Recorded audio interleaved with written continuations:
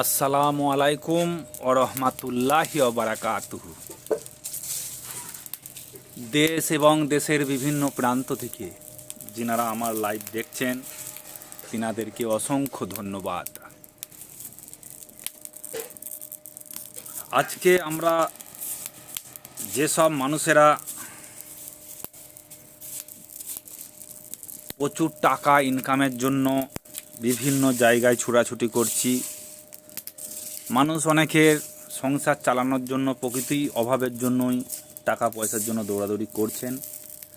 আবার অনেকে আছেন প্রচুর টাকা করে ফেলেছে, তবুও তারা আরও টাকার জন্যে ছুটে বেড়াচ্ছেন।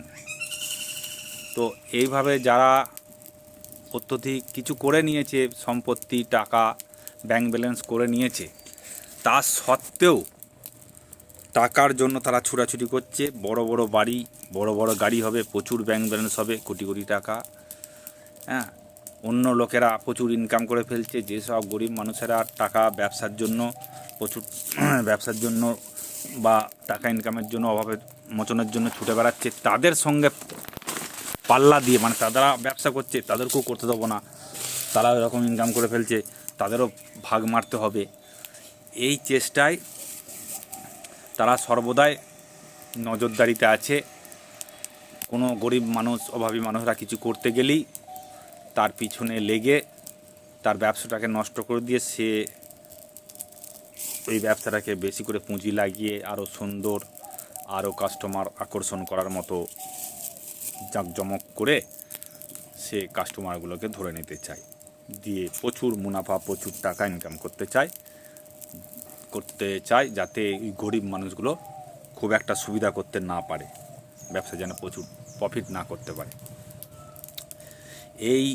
তারা এইগুলোর দিকে নজর রাখে। অতএব আপনারা জানেন যে ইসলামে বলা আছে যে আপনাদের যদি প্রচুর টাকা ধনসম্পত্তি হয়ে যায়, তার থেকে গরিবদের দান করতে হবে। গরিবদের দান না করলে ওই সম্পত্তি, আল্লাহ তাআলার কাছে ওই সম্পত্তির কোনো মূল্য নেই গো। যারা প্রচুর টাকা ইনকাম করছেন, বছরে 10 লাখ 20 লাখ 1 কোটি এরকম ইনকাম করছেন, তাদের জাকাত অনিবার্য।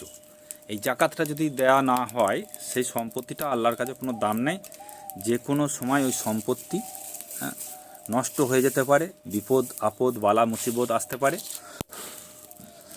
আর যে কোনো সময় সম্পত্তি ধ্বংস হয়ে যেতে পারে। তো ওই জন্যে আপনারা দেখবেন যারা জাকাত দেয় না, প্রচুর ধনসম্পত্তি করেছে, তাদের কোনো কিছু মানে সামান্য জিনিস যে গরিবকে যদি দেয়ও, সাহায্য করে, সেই জিনিসগুলো নেওয়া উচিত নয়। ধরুন আপনি বুঝতে পারছেন যে আপনার পাশের বাড়ির যে জাকাত, পাশের বাড়ির লোকটা প্রচুর টাকা ইনকাম করে, অথচ সে জাকাত দেয় না, কিন্তু কোনো পাশের বাড়ির কোনো গরিব মানুষকে হয়তো সামান্য কিছু দান করলো, হয়তো 50 টাকা, কি একটা লুঙ্গি, কি একটা জামা, কি একটা শাড়ি একটা গরিবকে দান করলো। তো আপনারা বুঝতে পারছেন যে ওই শাড়ি বা জামা, ওর যা ইনকাম, ওর যা জাকাত, তার সেই জাকাতের তুলনায় ওই একটা শাড়ি, একটা লুঙ্গি, এইগুলো কিন্তু খুবই সামান্য। তাই আসল জাকাত থেকে সে দূরে আছে আর কি, আসল জাকাত সে দেয়নি।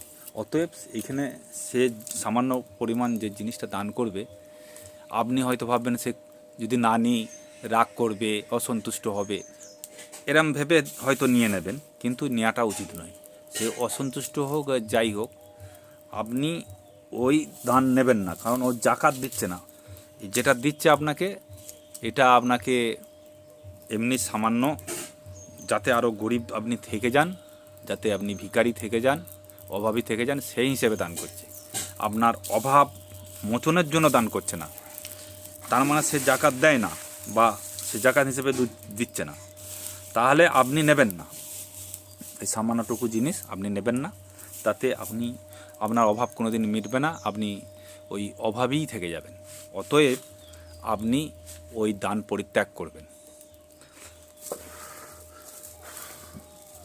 আর যারা জাকাত দেয় না, পাশের বাড়ির গরিব মানুষদেরকে জাকাত দেয় না, তাদের সঙ্গে মেলামেশা করবেন না, কথাবার্তা বলবেন না, তাদের বাড়িতে যাবেন না, তাদের সঙ্গে তোষামত করে গল্প আলাপ এইসব করবেন না।